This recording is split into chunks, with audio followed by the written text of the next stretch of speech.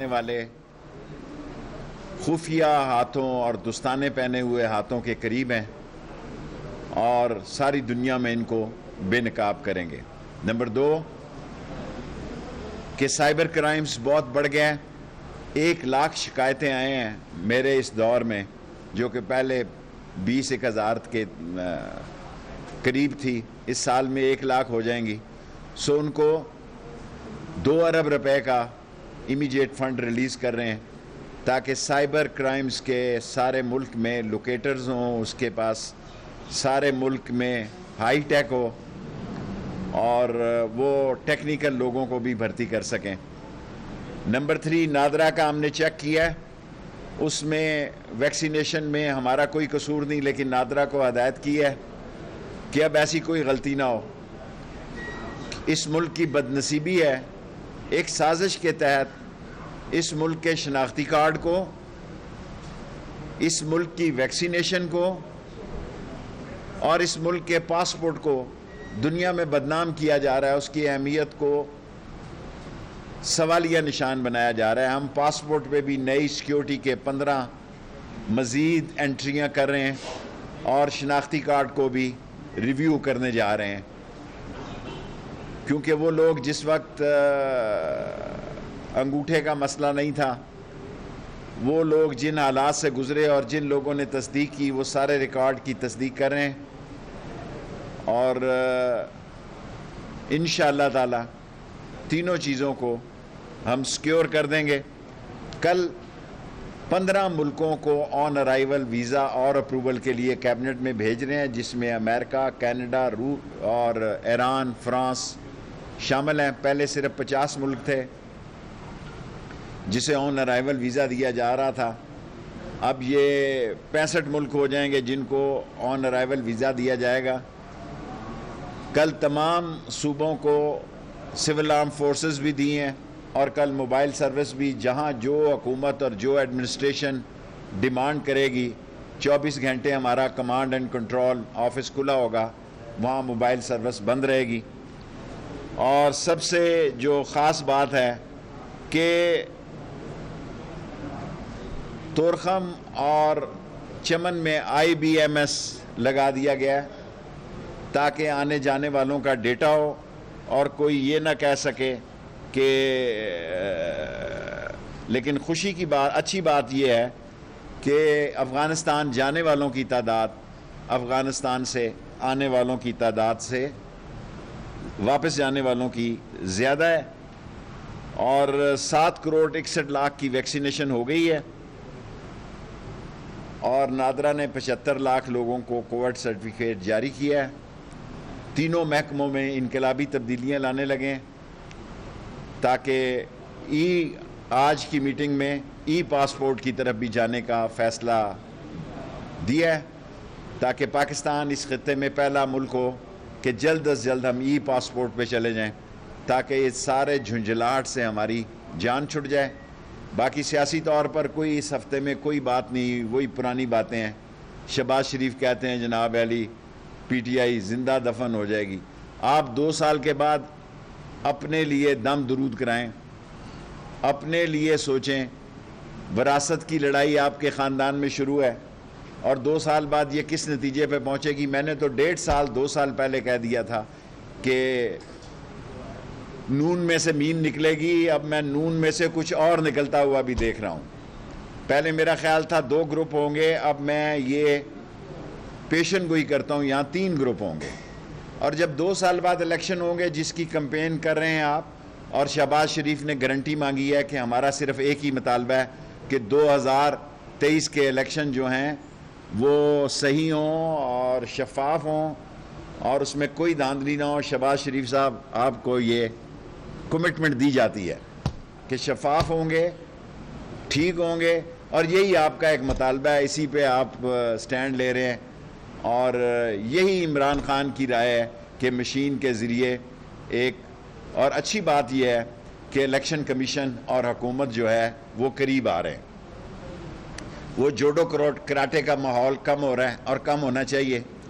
میرے نام سے جو بہت ساری میسیجز چلائے گئے کہ میں نے الیکشن کمشنر کی حمایت میں خط لکھا تھا، میں نے ان کا خط لکھا تھا لیکن وفاقی محتسب کے لیے، اور اچھی بات یہ ہے کہ حکومت اور الیکشن کمیشن کے درمیان ایک بہتر فضا ہونی چاہیے تاکہ ایک منصفانہ الیکشن ہو سکیں۔ 5 منٹ ہو گئے، اب 5 منٹ کے سوال۔ 5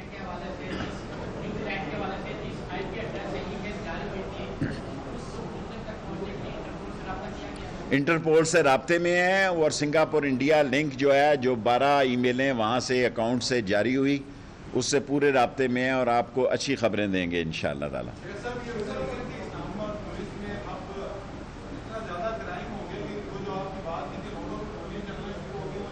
دیکھیں یہ 2 دن جو روڈوں پہ گوڑیاں چڑھی ہیں، یہ پراپرٹیز کا ہر روز میں آئی جی صاحب سے رپورٹ لیتا ہوں ایوری نائٹ، اور یہ جو 2 دنوں میں 4 قتل ہوئے ہیں، اس کی بنیادی وجہ بنی گالہ کی پراپرٹیز کے ایشو ہیں، اور یہ لوگ باہر بیٹھے ہوئے ہیں۔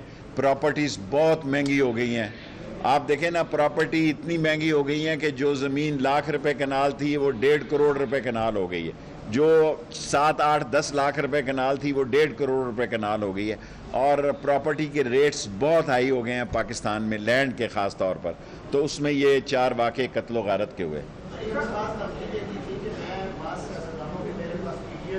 وہ چھوڑو جی، گندی باتیں چھوڑو۔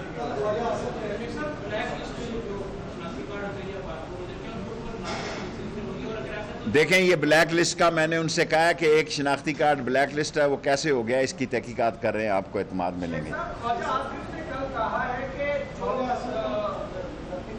شارٹ سا سوال۔ آبویسلی نون لیگ کا جب الیکشن میں جائے گی، ایک نیا سیاسی ماحول ہوگا 2 سال بعد۔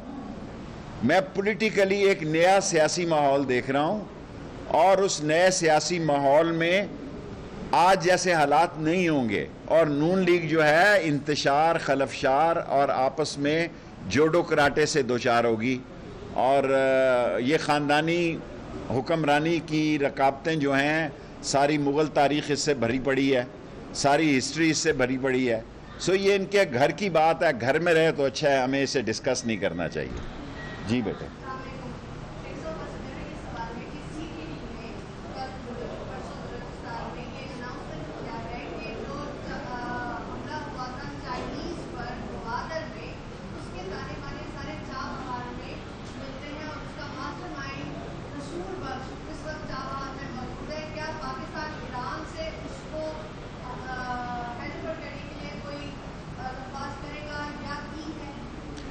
دیکھیں بیٹے، یہ سوال دیکھیں سینسٹیو ہے، اور یہ فورن آفس سے ریلیٹ کرتا ہے۔ پاکستان میں of course T T P کا، القاعدہ کا، داعش کا، بیت الاسلام کا، ان بعض ایکسٹریمسٹ کا خطرہ موجود ہے، لیکن ہماری فوج نے عظیم قربانیاں دے کے 86,000 لوگوں کی جانیں، پولیس نے، فوج نے، سویلین نے، 1 لاکھ سے زیادہ زخمی کرنے کا، 1 لاکھ سے زیادہ افراد ہمارے زخمی ہوئے، اور اس میں ہم نے ہمت نہیں ہاری، اور ہماری فوج اس وقت بہت زیادہ صلاحیتوں سے لبریز ہے۔ ہماری فوج میں جو اس وقت دہشت گردی کے خلاف ایک جذبہ، ولولہ، تنتنا اور دبدبہ ہے، اس سے پہلے سے کہیں زیادہ ہے، اور انشاءاللہ تعالی اگر کسی نے ملک میں دہشت گردی کے لیے سر اٹھایا، اس کو کچل دیا جائے گا۔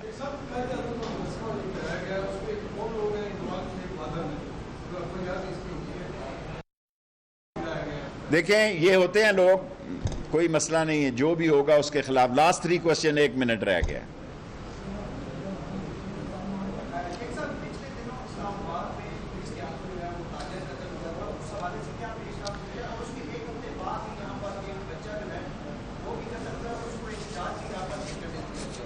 دیکھیں اسلام آباد تو ہائیڈ پارک بن چکا ہے، آج 5 مظاہرے ہیں یہاں پہ۔ جب میں جوان تھا، پولیٹیکل ورکر تھا، اسٹوڈنٹ ورکر تھا، تو ہم 2 سال بعد ایک دفعہ آئے تھے، یاد ہوگا آپ کو کہ میں زخمی ہو گیا تھا اور میری حالت جو ہے وہ موت سے بچا تھا۔ ان دنوں اسلام آباد آنا جو ہے وہ کسی بڑا مشکل کام ہوتا تھا، اب تو جو آدمی آتا ہے وہ اسلام آباد ہی آتا ہے۔ سو آج بھی میں نے پولیس کو کہا کہ بھئی ان کو زیادہ فعال ہونا چاہیے، کیونکہ ڈی چوک کو ہائیڈ پارک بنا دیا ہے اس قوم نے. اسلام آباد ایک حساس علاقہ ہے, کیپٹل ہے, یہاں اس وقت ساری دنیا کا میڈیا آیا ہوا ہے. سو ہمیں سوچنا چاہیے کہ ہم نے پاکستان کے لیے سیاست کرنی ہے. ہمارے مطالبے ہیں, جائز ہیں, اس کے طریقے ہیں, لیکن اسلام آباد کو جو ہے وہ کھلواڑا نہ بنایا جائے اور اس کو کسی انتشار کی شکار نہ کیا جائے. نہ ہم کسی کو اس کی اجازت دیں گے. امن و امان سے, مذاکرات سے, بات چیت کے لیے ہم ہر وقت تیار ہیں. Thank you very much. وزیر داخلہ شیخ رشید اس وقت اسلام آباد میں میڈیا کے نمائندوں کے سوالوں کے جواب دے رہے تھے.